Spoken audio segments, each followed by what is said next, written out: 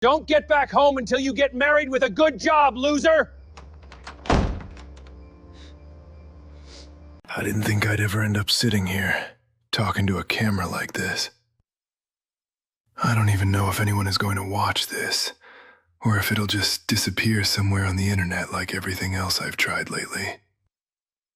But right now, I feel like if I don't talk, I'm going to lose my mind.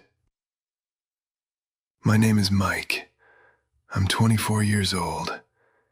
And today, my dad kicked me out of the house, as you have seen already. He told me not to come back unless I have a job, and not just a job. He said not to come back until I have a real life, a wife, a family, stability, something to prove that I'm not wasting my life. And the crazy thing is, I don't even know how I went from being the son who made it to university to this in just a few months. Because if you asked me 6 months ago where I'd be today, I would have told you something completely different. 6 months ago, I graduated with a degree in computer science. And to me, that meant everything. That was supposed to be the moment where my life finally started moving forward.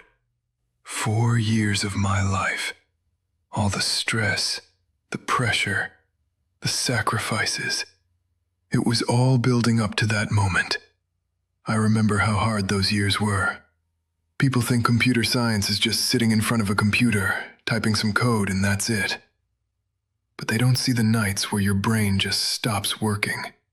They don't see the frustration of staring at a problem for hours and getting nowhere. They don't see the feeling of being completely stuck while deadlines are getting closer and closer. There were nights I didn't sleep at all, not because I wanted to work harder, but because I had no choice. Projects had to be submitted, exams had to be passed, and if I failed, then what was the point of everything? I remember one specific night during my 3rd year. I had this project that just wouldn't work. No matter what I did, there was always some bug, some error I couldn't figure out. I sat there for almost 12 hours straight, barely moving, just trying to fix it. At some point, I actually started laughing. Not because it was funny, but because I felt like I was losing control. But I didn't quit. I never quit. Because I kept telling myself, this is temporary. One day, this will all pay off.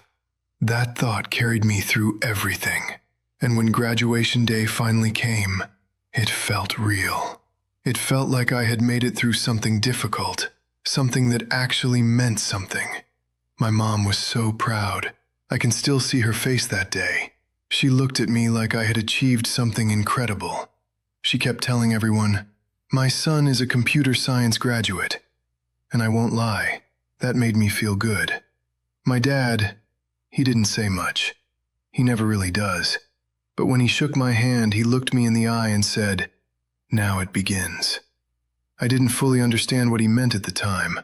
I thought he meant success was about to begin. I didn't realize he meant the struggle was just starting.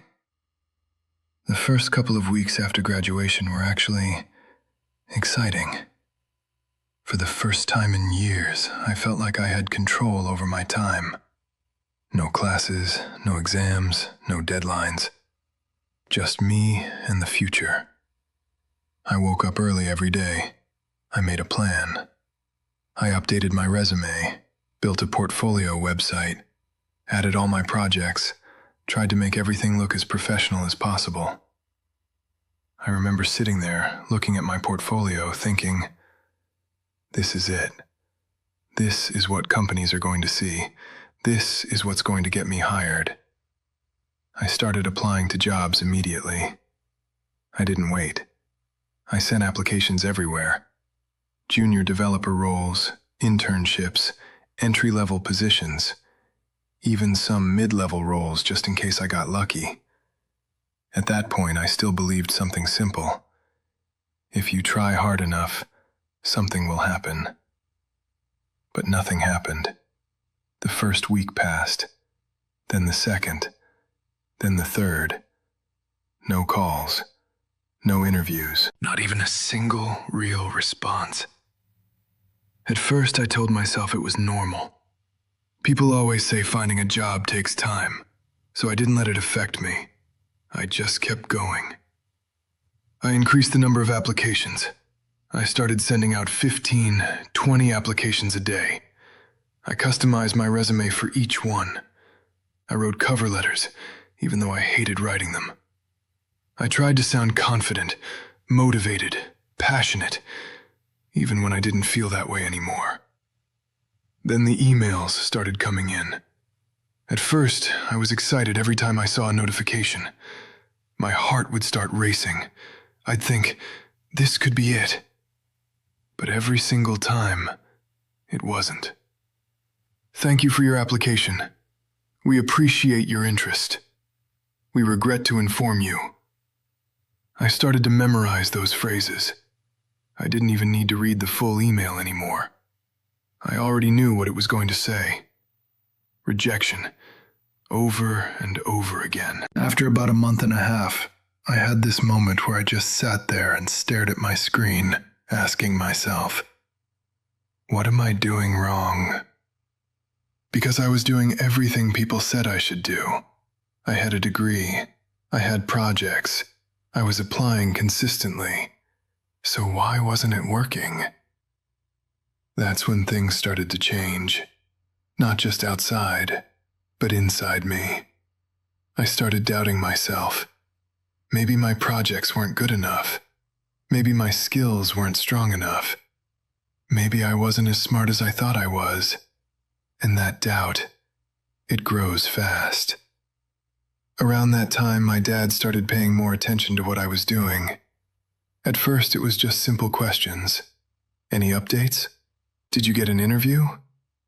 I'd tell him no, but I'd add something positive, like, I'm still applying, or I'm improving my skills. But slowly his tone changed. It stopped sounding like curiosity and started sounding like disappointment. What are you doing all day? Why is no one hiring you? Other people your age are already working. Those words hit harder than I expected, because deep down, I was already asking myself those same questions. By the third month, things got worse. He started comparing me to others constantly. Friends' sons, relatives, neighbors, anyone who was doing better than me. And every comparison felt like proof that I was failing. I stopped feeling comfortable at home. Every conversation felt like pressure. Every question felt like an attack. I started avoiding him, staying in my room longer, pretending to be busy even when I wasn't. But the truth was, I was exhausted, not physically, but mentally. I was trying so hard and getting nothing in return. By the fourth month, my routine became unhealthy. I stayed up late almost every night, applying for jobs, learning new tools, trying to add more to my resume. I thought maybe if I just became better, good enough, someone would finally give me a chance. But no one did. And the worst part is, when you're in that situation, time starts to feel different. Days blur together, weeks pass without anything changing, and you start to feel stuck in a loop you can't escape. My mom tried to help. She really did. She would tell my dad to be patient.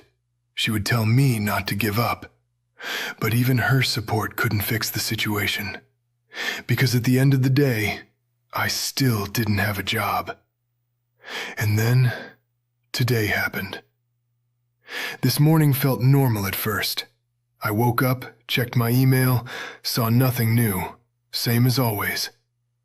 Then my dad called me into the living room. I knew something was wrong immediately.